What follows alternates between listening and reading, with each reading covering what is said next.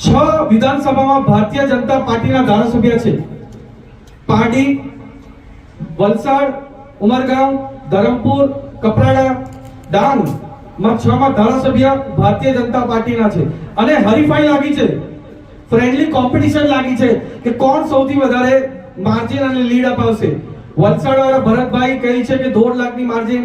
કનુભાઈ દેસાઈ જે આપણા ગુજરાતના હમણાં લઈને સૌથી સર્વશ્રેષ્ઠ નાણામંત્રી છે, એ પણ કહે છે કે પાર્ટીમાં જે વિશ્વાસ જન સમર્થન મળી રહ્યું છે એનાથી 1.5 થી 1.5 લાખ માર્જિન.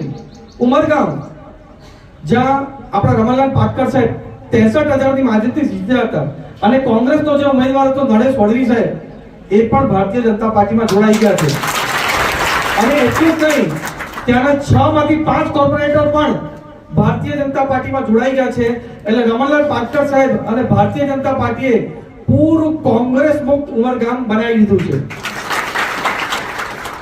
અને ડાંગ, ધરમપુર અને કપરાડા એમણે એવું કહ્યું છે કે ધવલભાઈ તમારા માટે અમે 51,000 નો ચાલ્લો ત્યાંથી અમે 3 સીટમાંથી કરવાના છે. એટલે 5-5.5 લાખની લીડ અને માર્જિન તો ત્યાંથી જવાની છે. એટલે 6 વિધાનસભામાં હરીફાઈ લાગી છે. તો મેં ત્યાં અમારી ટીમની બેઠક બેસી ત્યારે મેં કીધું 6 ધારાસભ્ય હશે પણ સાંસદ તો વાસદાથી આવવાનો છે, એટલે વાસદા સૌથી વધારે માર્જિન આપવાનું કામ કરવાનું છે. જ્યારે તમારા આશીર્વાદના સમર્થનથી બનશે અને પહેલી વાર 1947 પછી એવી તક મળવાની છે કે વાસદા નો દીકરો સાંસદ બનીને દિલ્હી જશે, ત્યારે મને પૂરેપૂરું ખાતરી છે કે આપણે વાસદામાંથી વધુમાં વધુ લીડ આપવાનું કામ કરવાના છે. અને એક નાનો ટૂંકો પરિચય, એમ તો બધાને હું તમને ઓળખું છું, તમે પણ મને ઓળખો છો, પણ છતાં પણ એક નાનો પરિચય મારો આપી દઉં. મારું નામ ધવલ લક્ષ્મણભાઈ પટેલ, લક્ષ્મણભાઈ રવજીભાઈ પટેલ, રવજીભાઈ મોતીભાઈ પટેલ, મોતીભાઈ ડાયાભાઈ પટેલ. મારું કુળ ઠાકોર ગરાસિયા, મારું મૂળ ગામ જરી વાસદા. આટલો પરિચય આપવાનું કારણ આ કાર્યકર્તાઓ જાણે છે કેમ મેં પરિચય આપ્યો છે. સામેવાળા પણ આવો પરિચય આપીને બતાવે તો હું માની જઈશ.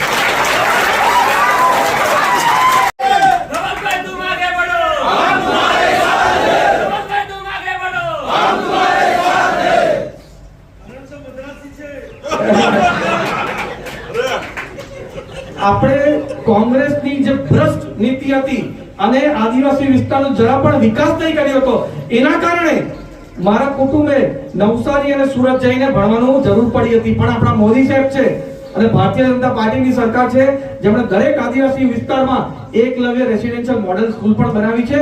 અને આજે 2021 માં હમણાં મને સારી નોકરી હતી, સારી જગ્યાએ રહેતો હતો, સારો પગાર ધોરણ હતો, એ બધું છોડીને મેં જે મારી કમ્ફર્ટેબલ લાઈફ હતી, આરામદાયક લાઈફ હતી, એ છોડીને હું મારા ગામ અને મારા વતન વાસદા તમારી સેવા કરવા માટે પાછો આવી ગયો છું.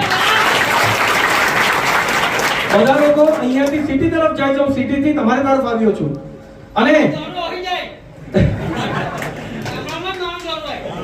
વિકસિત ભારતની જે કલ્પના કરી છે મોદી સાહેબે, એ જ રીતે આપણે વિકસિત વલસાડ લોકસભા પણ બનાવવાના છે. અને વિકસિત વલસાડ લોકસભા જેવો બનાવવાના છે એ રીતે આપણે વિકસિત વાસદા પણ બનાવવાના છે. સારામાં સારી ભણતરની સુવિધા, રોજગારની સુવિધા અને ચિકિત્સાની સુવિધા અહીંયા જ ઊભું કરશું. આપણે કોઈ પણ વાસદાના યુવાનો મારી જેમ બહાર જઈને ભણવું નહીં પડશે. આપણે સુરત, નવસારી, મુંબઈ કે વલસાડ નહીં જવું પડે. જે પણ હોય તો અહીંયા જ મળી રહેશે, એની ખાતરી અને પ્રયાસ પૂરેપૂરા કરવાના છે. એટલું જ નહીં, જે બધા અપ્રચારો કરે છે